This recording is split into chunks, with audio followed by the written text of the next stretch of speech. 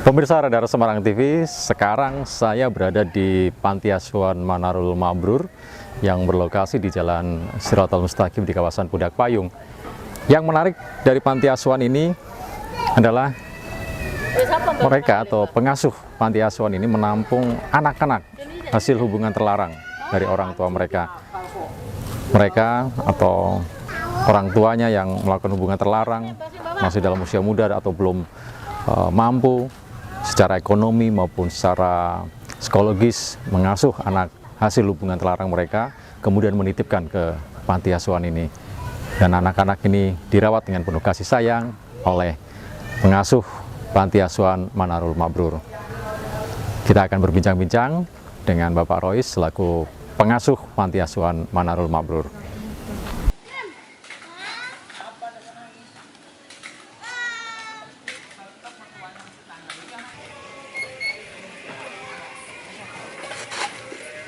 Janji gak disiram.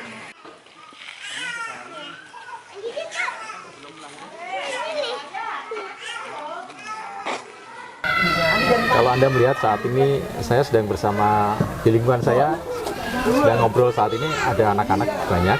Anda mungkin bertanya, ini saya sedang ada di mana dan sama siapa ya? Nah, sekarang saya itu berada di Panti Asuhan Manarul Mabrur. Lokasinya ada di Jalan Siratal Mustaqim di kawasan Pudak Payung, Kota Semarang.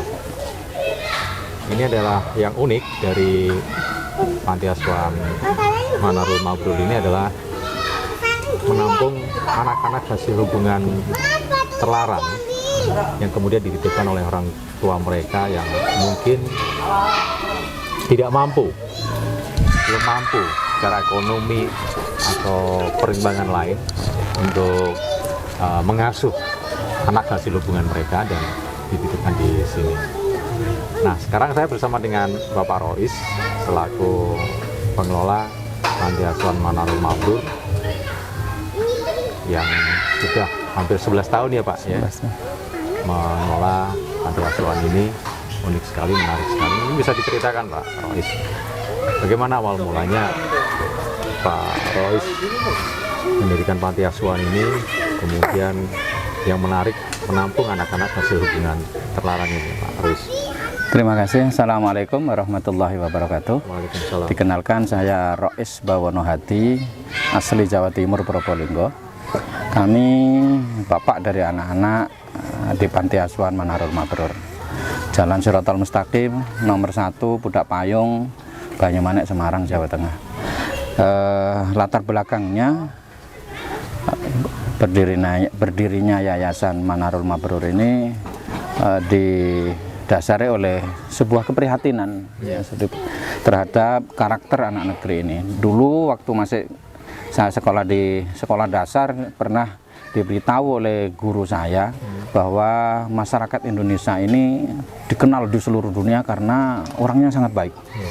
Karena kebaikannya itu yang dikenal oleh seluruh dunia. Kemudian orang yang sangat toleran, orang yang sangat peduli, kemudian bekerja keras, sangat mencintai negerinya, kemudian sangat menyayangi semua yang ada, manusia yang ada di negeri. Nah, ternyata dalam perjalanan kenyataan yang kami lihat ini sudah mulai luntur. Maka kemudian kami berniat bersama teman-teman, pertama sahabat-sahabat baik saya, bagaimana apa yang bisa kita lakukan untuk mengembalikan karakter Nusantara ini. Kemudian kita rawat anak-anak jalanan pertama awalnya, tetapi kapasitas kami tidak mampu mengendalikan mereka karena memang bukan ahli kami. Ternyata 6 bulan mereka kabur lagi, kembali lagi ke alamnya, kembali ke jalan, mengemis lagi, gelandang lagi. Kemudian akhirnya kita putuskan bersama teman-teman, ya sudah kalau begitu kita tolong siapa saja yang butuh ditolong, kita bantu siapapun yang butuh dibantu di negeri ini. Maka datang anak-anak yang dari keluarga broken home, dalam usia sekolah, ada yang kelas 3 SD, datang dititipkan oleh familinya ke sini, kemudian bukan orang tuanya. Bukan. Kemudian ada yang keluarga broken home, kemudian bapak ibunya sudah pisah, tidak ada yang merawat anak ini, kemudian dititipkan ke kami, kemudian untuk disekolahkan. Dan tahu-tahu ada pelajar yang hamil, kemudian datang butuh dibantu. Akhirnya karena kami tidak bisa menolak masalah, karena kami selalu mengajarkan 3 prinsip kepada anak-anak ini. Kalau menolong tanpa syarat, memberi tanpa mengingat, menerima tanpa melupakan. Jadi siapapun yang datang dengan berbagai macam permasalahannya, kemudian ingin mencari solusi, ya kita terima, kita bantu sebisanya. Kemudian datang lagi, ada janda yang hamil, tidak ada yang bertanggung jawab, ada Janda ya? iya, Pelajar janda. janda. Kemudian ada tunawisma yang hendak melahirkan tetapi tidak punya identitas, maka sehingga rumah sakit kan butuh identitas, tidak butuh KTP, butuh macam-macam. Akhirnya pinjam KTP saya. Nah, kemudian kami biayai dan bayinya ditinggal. Kemudian, nah sampai hari ini, alhamdulillah sudah 78 yang kami rawat di sini. Kemudian terkenal hari ini panti ini adalah panti khusus menampung wanita-wanita hamil karena salah pergaulan. Padahal kami itu panti umum seperti yang lain. Cuman kami tidak pernah bisa menolak masalah yang datang. Dari berbagai macam daerah, dari berbagai macam masalah, kemudian dari berbagai macam usia. Itu awalnya. 78 itu sebagian besar anak-anak hasil hubungan salah pergaulan atau? Iya, ada untuk saat ini yang paling banyak adalah mereka-mereka yang datang ke sini dalam kondisi hamil. Dalam kondisi hamil, ada yang paling banyak pelajar, ada juga ibu-ibu yang merantau, perempuan merantau, kemudian salah pergaulan di perantauan, kemudian takut membawa aibnya kepada keluarganya, kemudian dia cari solusi dan ketemu kita. Kemudian hari ini yang paling muda adalah usia SMP kelas 1, ceweknya, kemudian cowoknya juga SMP kelas 1 yang hamil luar nikah kemudian melahirkan. Kemudian banyak juga anak-anak tingkat sekolah menengah atas, kemudian mahasiswi juga. Sangat ini ya, memprihatinkan ya pergaulan ya, SMP kelas 1 sudah. Iya Mas, karena pengaruh dari media, pengaruh dari teknologi HP Mas. Banyak, berarti mereka itu sejak tahu hamil langsung sudah terus datang kemari, terus menyampaikan pesan nanti ketika bayi mereka lahir akan dititipkan di sini gitu. Iya Mas, dari seluruh Indonesia. Jadi dari seluruh Indonesia, mulai dari Sumatera bagian utara, Medan sampai ke Lampung, kemudian Jawa ini seluruhnya, kemudian Kalimantan, Sulawesi, Papua, dan Nusa Tenggara Timur datang ke sini. Mereka ketika kalau yang dewasa, mahasiswi sama perempuan-perempuan merantau, janda itu datang biasanya sendirian karena tidak mau aibnya diketahui oleh orang tuanya. Kemudian dia cari solusi sendiri, kadang-kadang diantarkan oleh cowoknya, kadang-kadang dia karena tidak ada yang bertanggung jawab kemudian datang sendiri ke sini. Nah, untuk mereka kita beri fasilitas makan, tempat tinggal, dan biaya melahirkan gratis jika tidak ada yang bertanggung jawab. Sampai biaya melahirkan itu ditanggung Pak Rois. Ketika dia hadir sendirian tidak ada yang bertanggung jawab, tapi kalau ada yang bertanggung jawab dia hadir bersama cowoknya, ya kalau mereka biaya normal, kemudian tidak ada biaya kami.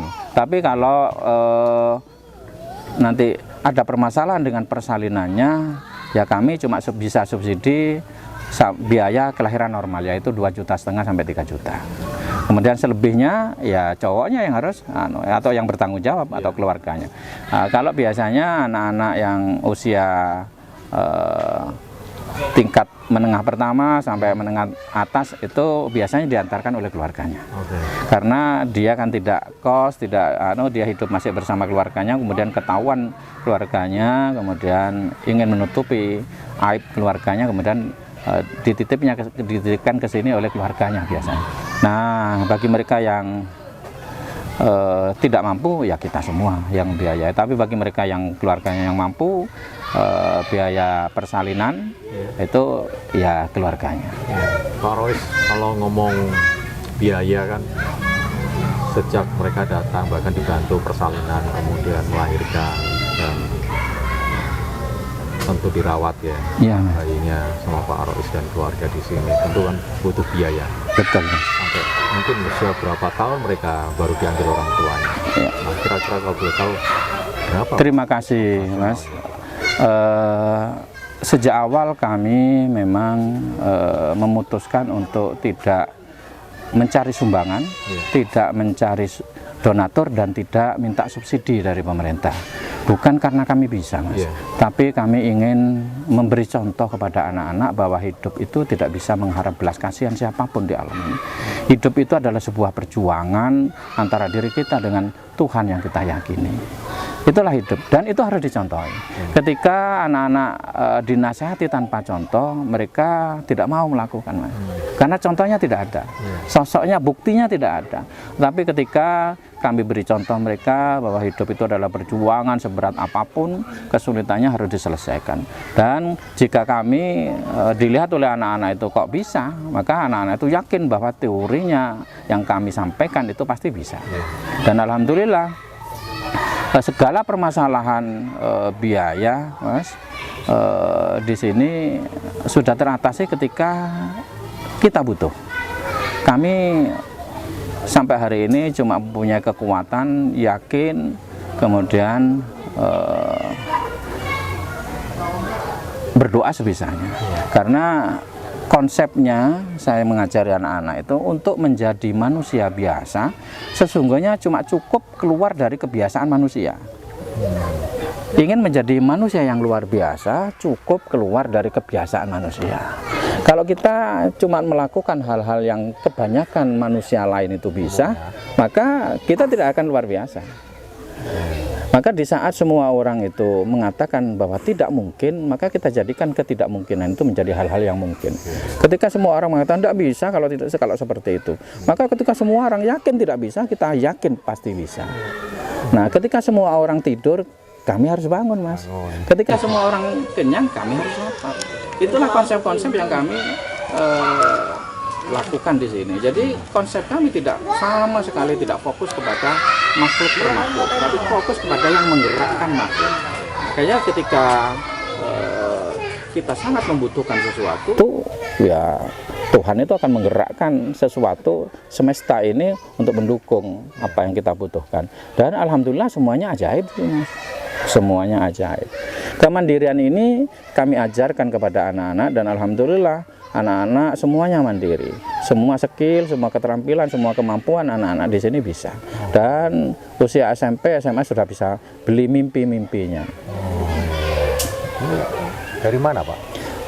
Anak-anak di sini semuanya, ketika anak-anak seusia mereka kan sedang asik-asiknya bermain. iya, Mas, betul. Di sini diajarkan oleh Pak Rois untuk menjadi anak-anak yang dewasa. Benar, betul, suri Mas. teladan dari Pak Rois. Iya. Anak-anak di sini bisa membuat ini tebing relief, iya. Ini sedang taman relief. Iya. Ini anak-anak sedang buat, anak-anak semua, Mas. Ada yang melatih kemarin itu. Kemudian ada sedang membuat produk semua bentuk sabun cair. Sabun cair. Jadi mulai sabun mandi cair, sabun cuci pakaian, sabun cuci piring, sabun lantai, sabun cuci mobil, sabun setrikaan, kemudian sanitizer mereka buat sendiri. Kemudian nanti adik-adiknya yang usia SD kelas 6, kelas 5 sama SMP itu nanti berjualan di masyarakat, kemudian di perumahan-perumahan, dia dapat hasil 50, kemudian ditabung. Karena makannya sudah bersama kita. Dia dapat 100.000 ditabung, begitu kumpul 3 juta, 2,5, kemudian dia beli motor. Usaha-usaha yang seperti mereka di luar sana, ya ingin mendapatkan uang harus membohongi orang tuanya, harus membohongi orang yang sangat mencintainya. Tapi di sini mereka harus, iya, mereka harus kita ajari untuk mandiri sepenuhnya. Jadi ketika mereka keluar dari sini, mereka sudah punya bekal. Sudah punya bekal. Di sini sudah ada yang bisa paper shop, ada yang bisa barista, ada yang bisa ngelas, ada yang bisa mesin motor, kemudian ada yang bisa sablon. Semuanya bisa, Mas. Jadi intinya adalah suri toladan. Itu yang paling penting. Ya, Pak ya. Karena resepnya kan begini hidup itu, Mas. Kita tidak akan bisa ngasih siapapun ketika kita tidak memiliki. Ya. Kita sering mengharapkan anak-anak kita untuk menjadi orang baik, tetapi kita sendiri tidak memiliki kebaikan. Bagaimana kita akan membentuk generasi ini menjadi baik kalau kita sendiri tidak belajar untuk jadi orang baik? Sering kita ingin mengharapkan anak-anak ini menjadi orang soleh. Kemudian kita sendiri tidak pernah memiliki kesolehan. Lalu bagaimana kriterianya, kemudian bagaimana standarisasi dari sebuah kesolehan itu kalau kita tidak memiliki. Kita tidak bisa memberikan orang lain beras kalau kita sendiri tidak punya beras, Mas. Maka kita sendiri harus belajar jadi baik biar anak-anak menjadi mencontoh kita untuk menjadi orang yang baik. Pak, ini dari bayi terus ada yang usia TK, SD, SMP, ini sebagian besar dari ini Pak ya, dititipkan orang tuanya karena iya, Mas, karena belum mampu ya. Betul, Mas. Jadi ibu-ibu ini orang-orang yang datang ke sini dalam kondisi hamil, kemudian sebelum kelahiran itu sudah saya tanya bagaimana ini nanti bayi yang sudah dilahirkan, apa mau dirawat sendiri atau boleh diadopsikan ke orang lain. Kalau memang boleh diadopsikan, nanti saya carikan orang-orang yang memang membutuhkan anak. Kemudian ibu-ibu ini sebelum melahirkan sudah berpesan, Mas, Pak, nanti karena keluarga saya tidak tahu, kemudian cowok saya mau tanggung jawab, saya titipkan dulu, Pak. Nanti kalau saya sudah selesai ke pendidikan ini, nanti akan saya ambil. Kemudian ada yang ibu-ibu merantau itu, dia bilang, Pak, saya titip dulu, nanti kalau saya sudah punya suami, saya pasti datang lagi untuk mengambil anaknya. Dan alhamdulillah sampai hari ini yang sudah dibawa oleh keluarganya sudah 30 bayi. 30 bayi. Usianya mulai dari 2 bulan, ada yang 7 bulan, ada yang 1 tahun sudah diambil oleh keluarganya. Kemudian dikasihkan, katanya mau dirawatkan oleh saudaranya, family. Yang TKSD ini? Yang TKSD ini sampai hari ini belum diambil, bukan tidak diambil. Karena dulu janjinya pasti saya akan datang lagi, Pak. Makanya di situ ada tulisan besar tidak ada adopsi. Tidak ada adopsi, karena cuma dititipkan.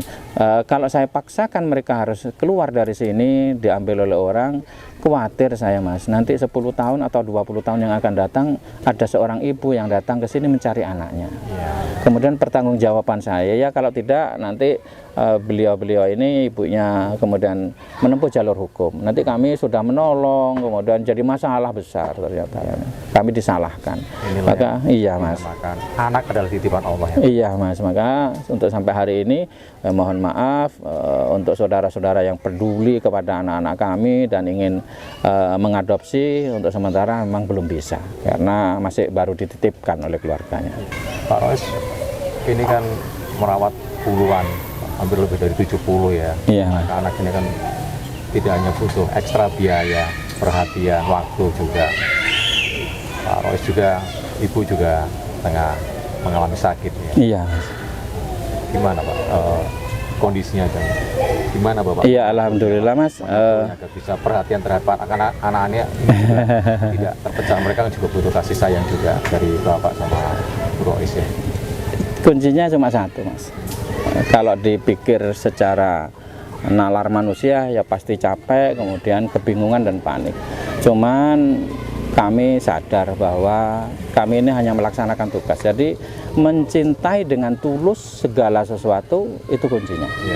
Saya sangat mencintai anak-anak. Saya sangat mencintai seluruh orang yang ada di Indonesia ini, di negeri ini. Kemudian saya juga pasti harus mencintai keluarga saya. Maka dengan berbagai macam kesulitan apapun pasti akan ada kesempatan untuk memperhatikan mereka. baik itu waktunya, kemudian hatinya. Kami sangat mencintai istri saya. Hari ini mohon doa kepada orang-orang baik bahwa istri sedang dirawat di ICU di Rumah Sakit Karyati sudah 1 minggu, dan kami harus menunggu tiap malam di sana. Menunggu tiap malam, nanti pagi saya harus pulang melihat anak-anak, kondisi anak-anak. Kemudian siang waktunya besok kami harus melihat sana. Hanya menampakkan saja, kemudian mengusap tangannya, membelah rambutnya, sudah kemudian kami tinggal lagi untuk ke sini dan fokus kepada anak-anak yang di sini. Karena kami juga masih memerlukan ruangan untuk menolong, bisa menolong untuk ditempati oleh orang-orang yang bermasalah. Maka kami proses pembangunan di Manarul Mabrur ini tidak pernah berhenti, karena memang terlalu banyak orang-orang yang bermasalah yang butuh dibantu untuk mencari solusi di sini. Dan alhamdulillah semuanya bisa teratasi, Mas.